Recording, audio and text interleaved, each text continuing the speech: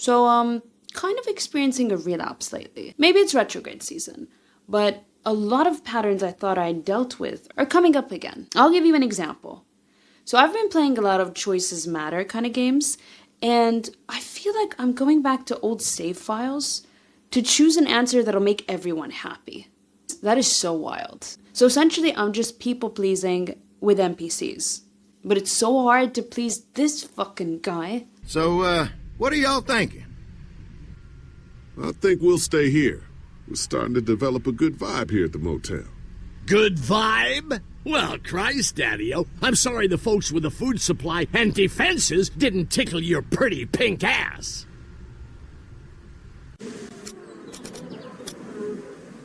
So, what are y'all thinking? You've got a deal. So in this episode, we're going to be exploring some prompts that will help us answer the question, did I react because the wounding is still there, or because it's a preference? How do you know when you're backsliding versus when you're rejecting something you no longer want? And we're going to be using the Goofy movies as the vehicle for our discussion. Note, we will not be looking at Goof Troop or any of Goofy's criminal activities. Allegedly. Mr. Goofy, you're saying that you were conscious and aware of your actions. Yeah, I did. I'll fucking do it again. Okay. Because they're not relevant. Let's do some Goofy slander.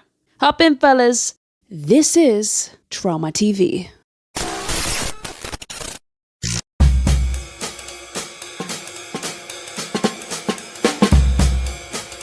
The plot is thus. In the first movie, Max wants to impress his friends. So he puts on this little performance, and that gets him in trouble. The principal snitches to his dad and is like, your son is basically a gang member. In the meantime, Max wants to go to this concert with Roxanne. But dad just steamrolls over those plans and he's like, nah, son, we're going fishing. Max tries to make it work, but dad makes it really hard for him, but then they learn to get along. In the sequel, Max is off to college, and again, he wants to impress his friends and join the X Games. Remember that one? Dad gets all melancholic at work, which leads him to absolutely wreck his workplace. And then he gets fired, and he finds out he can't get another job without a college degree. So he enrolls in Max's college, you know. And Max tries to make it work, but dad makes it really hard for him, but then they learn to get along. Question mark. It's basically the same movie. Max tries to carve an identity for himself. It's received well by his peers. Dad feels like he's losing his son, so he aggressively invades Max's life. Max gets triggered. Max tries to make it work, but is unhappy with the arrangement. Dad goes way too far. Max snaps. They resolve their issues and start seeing eye to eye. The only difference between these two movies is that the first one's more cinematic looking. Look at how gorgeous these shots are. Seriously, you could just slap this behind Goodfellas and it'll fit right in. Hey, my son respects me.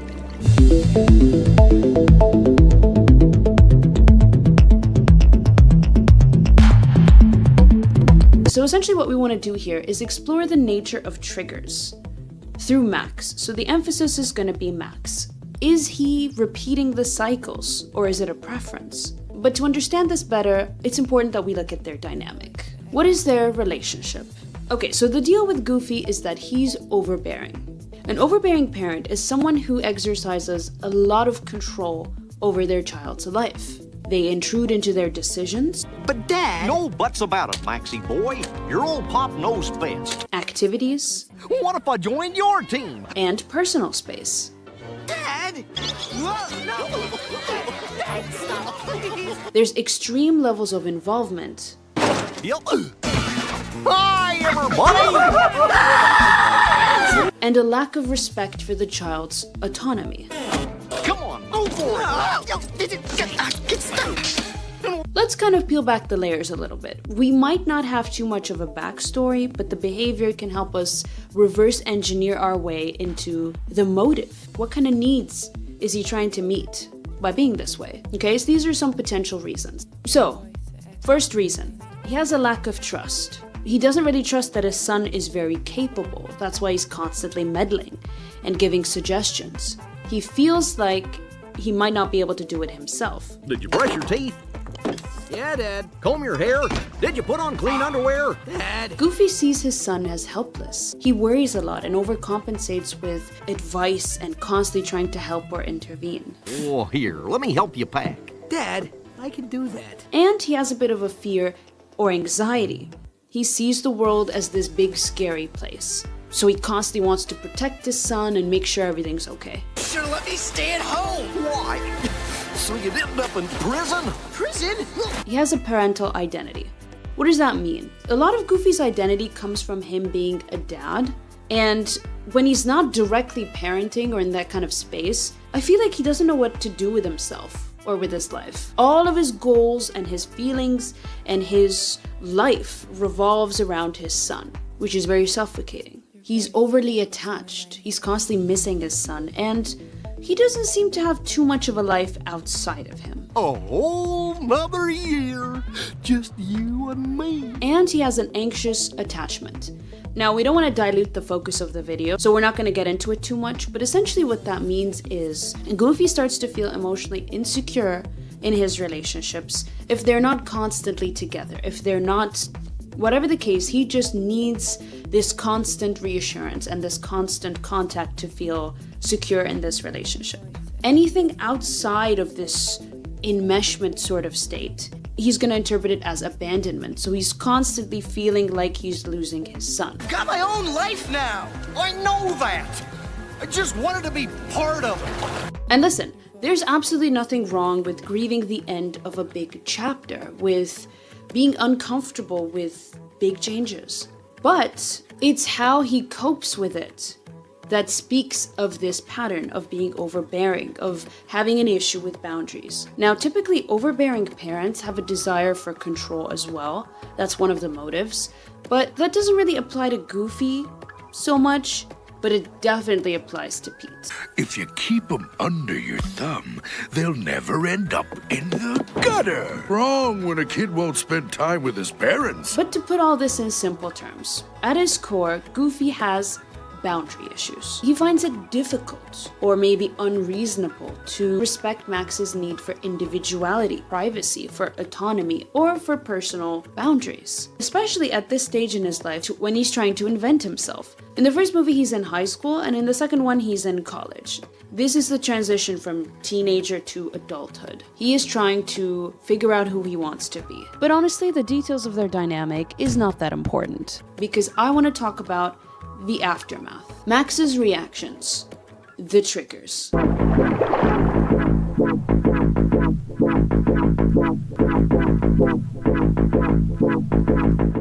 Okay, so let's do some definitions. What are triggers? Okay, so when something traumatic happens, it doesn't have to be one incident, it could just be a series of repetitive circumstances.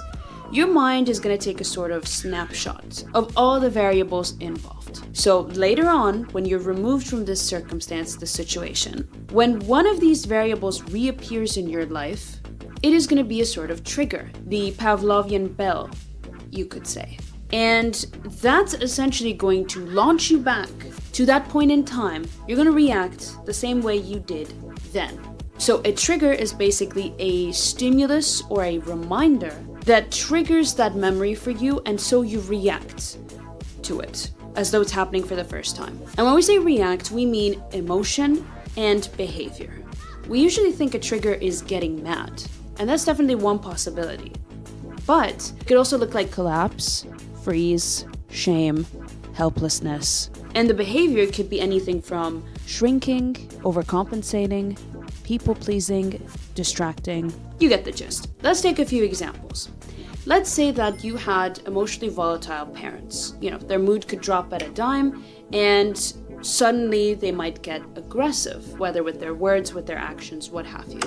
So fast forward to adulthood. You're in a conversation with somebody, and they start getting a little bit passionate. They're just having big body language and raised voices. That could be a trigger for you. That could just take you back to childhood and make you feel, let's say, small, threatened, maybe angry, bitter, whatever. And you're gonna cope with it the way you did then. Maybe you'll try to make yourself smaller. Maybe you'll over-agree with them and try to kind of calm them down. Another example. Let's say that your parents were generally kind of absent. So this kind of abandonment wound can be triggered by various things. Maybe someone leaves you on red or is late to reply. Maybe your friend group kind of makes plans and legitimately forget to tell you. This is a trigger. You're gonna feel the same feelings and you're gonna resort to what you do. That could be emotionally withholding, that could be getting distant, that could be stirring up conflict, and so on. Okay, so now that we've covered our grounds, let's look at Max's triggers. What is his pattern? So first he goes off doing his own thing. In this case, it's gaining popularity, impressing Roxanne, going to the concert, just trying to stand out. Dad invades. He plucks him out of his plans and shoves him into this fishing trip. Going somewhere, Pop? Sure. With you. Max gets angry, embarrassed, resentful, helpless, just a cocktail of these emotions. And he tries to make it work until it doesn't anymore. Now, sometimes he does put up a fight.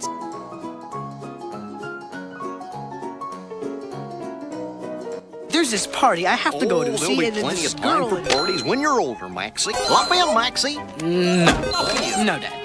Go for it. But Dad. No buts about it, Maxie boy. Your old pop knows best. But ultimately, all roads go back to him just kind of giving in and trying to make it work because he feels like he doesn't have another option. This is their pattern. It happens constantly. Max does his own thing. No, Dad, not that, please. Here you go, sport. Dad invades. Max gets angry, and he gives in. Why don't you two stay for dinner? Cool. Oh, no thanks, Pete. Max and I have some fish to catch. We're going fishing. And I mean now. And again, Max does his own thing. Dad invades. He's got high hopes. He gets angry. Here we see that he does put up a fight, but falls back into giving in. Great, Dad. Now we don't have any music. Now I want to say that if this movie was a contained story, we could say that near the end, Goofy does learn to accommodate for his son's needs. In fact, you can pick all the stops from here to Lake Destiny. Trust you wholeheartedly, son. His son is generally very independent, so he learns to not suffocate him. He finds security in the relationship that doesn't mean overstepping. Harder it tried, the worse it got. Once I eased up, things just clicked. But the sequel completely murders that theory. Goofy is absolutely egregious. Maxie! It's like those lessons never happened. So the same thing happens in college. Max goes off doing his own thing. So in this case, that's establish a reputation, a place among his peers, and of course, the X Games. Dad feels left out, Dad feels insecure, and Dad invades this new chapter in his life. Hi, everybody! Does that guy look like your dad? Kill me, just kill me now. So the question is, past the initial shock, is the wounding for Max still there? Is he being triggered? Now on paper, it looks like he's repeating his pattern, he's being triggered. But I want to tell you that it's different. And here's why.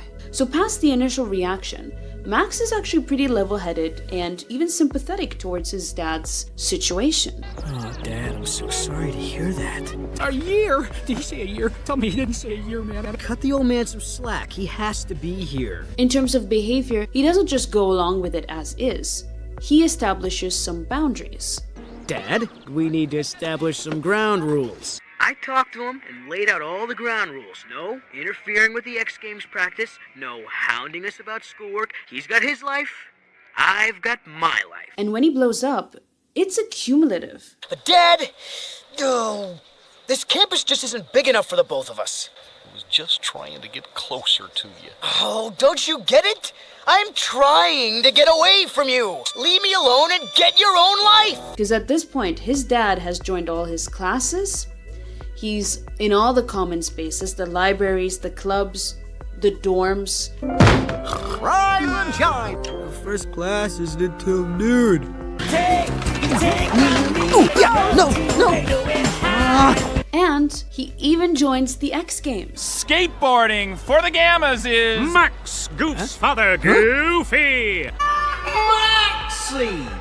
So it's a pretty reasonable reaction to all of this that has happened. mind. And honestly, that just speaks to how well-adjusted Max is as a kid, especially given the circumstances that he grew up in. He used to think of himself as an outsider, a loser. They've been laughing since I can remember. No more goof of the week. But now he has pretty good self-esteem. He thinks pretty highly of himself. The College X Games King. Until we take the crown. And he trusts his abilities. He trusts that he can handle whatever is thrown at him. You know, I'd wager that if you were on a skateboard, you wouldn't have spilled a drop. You'd win that bet. He used to have a crippling fear of ending up like his dad.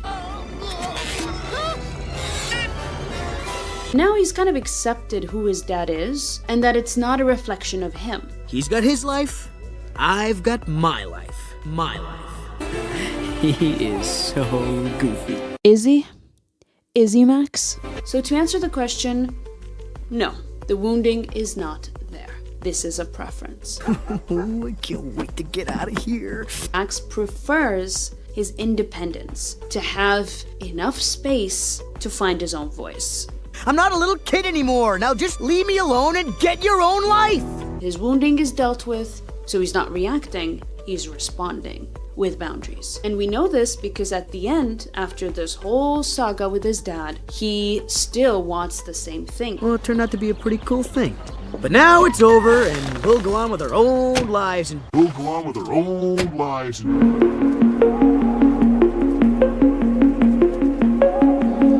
So here are some differences between a trigger and a preference. 1. With triggers, the reaction is not proportionate to the incident, whereas with preferences, it more or less is. Max is constantly at a 60. His language is very inflamed. You ruin everything. You were ruining my life. Now look where you got us, Dad. And the emotions are really high at the slightest provocation. I'm trying to get away from you. This is the stupidest vacation. Why? Because there's an unresolved wounding. Versus in college, there's a lot of buildup before his big breakdown.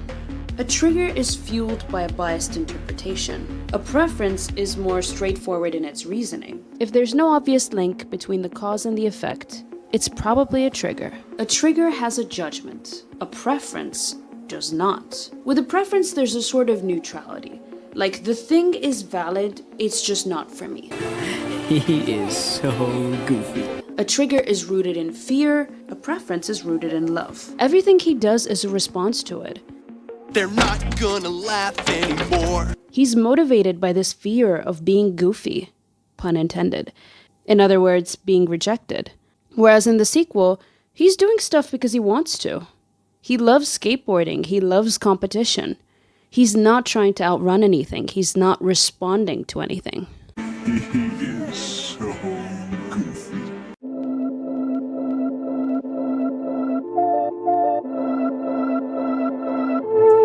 Healing is all about going forwards and backwards.